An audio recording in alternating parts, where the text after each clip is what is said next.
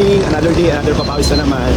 Mabilis ang vlog lang, baba lang tayo ng ABC and diretso tayo ng Alaala. Pero dapat makauwi tayo na 30 kph yung average natin.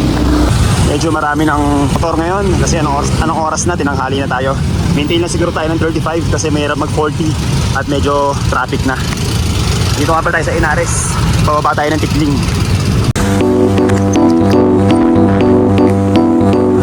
Ano ba to? Basta papunta ng Angono para simulan yung ABC. ABC!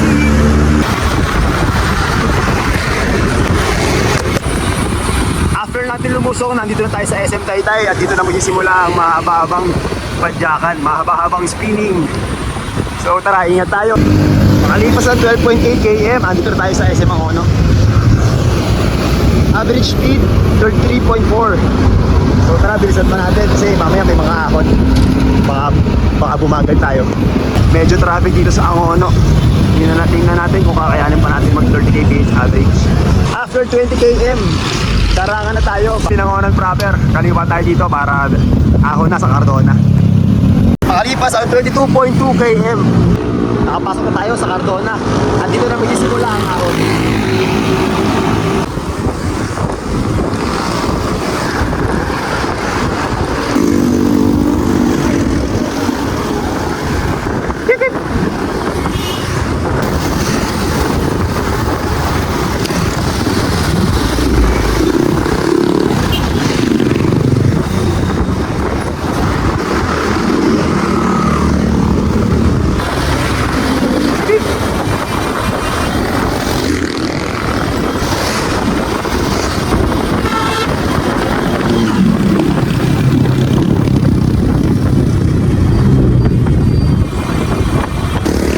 Sa mga gusto nga pala mag-shortcut, umahon kayo dyan.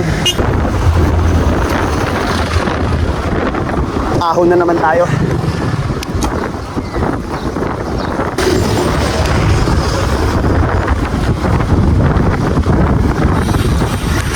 After ng maikling ahon lusong, ahon na naman tayo. Pero baka hindi ko na kayang takbuhan pa ng 30, kahit 25 na lang or 20. Baka maubos tayo eh.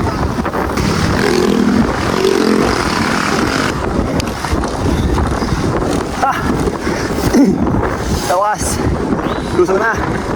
Pahinga na ulit. Ito yung masayang part after mo umahon.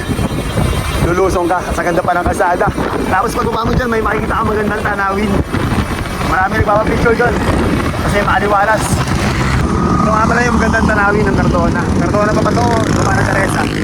Not sure, pero di naman. Napakaliwalas. Presko ang hangin.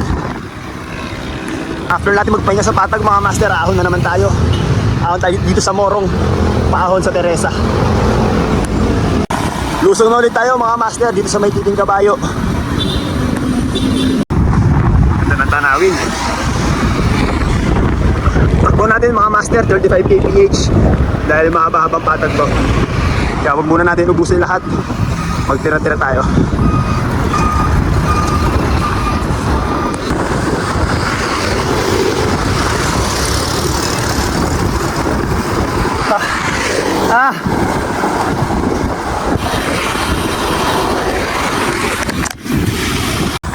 So ayun master, ayun na yung huling ahon, pahala-hala. Yung mga susunod dito, puro patag na. After 40 km, andito na tayo sa Arco ng Pililla. Hindi ko alam kung kaya pa natin i-maintain ng 30 kph bago makauwi ng bahay. Kasi ang dami natin nadaan ng traffic. So bahala na, basta spin lang tayo. After 5 km mula sa Arco ng Pililla, andito na tayo sa Pisong Cafe.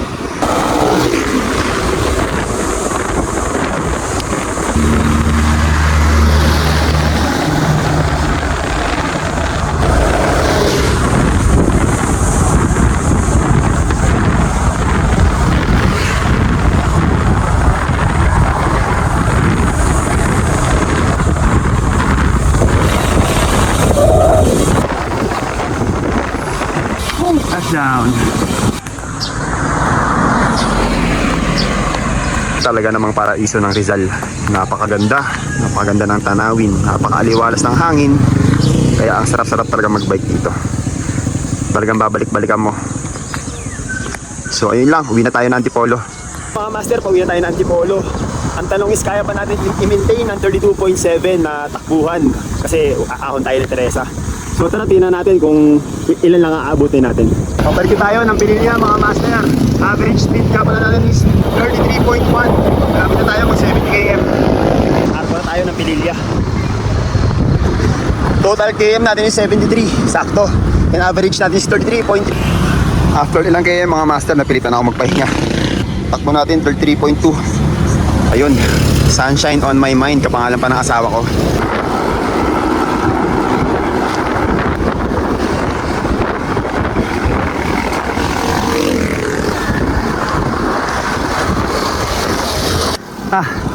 Cover tayo. Ahon pa tayo ng Teresa. Ayun, hindi na kinaya, nag-stop over ulit. Sir, mag-refill ng tubig. Balik padak na ulit tayo. Ahon Teresa na lang.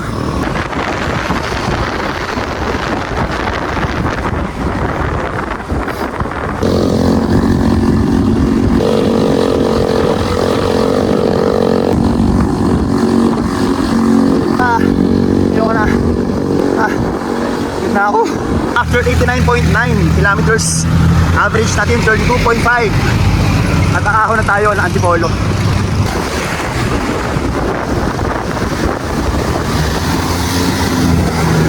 Takbo ko 15 kph na lang. Wala, higis na.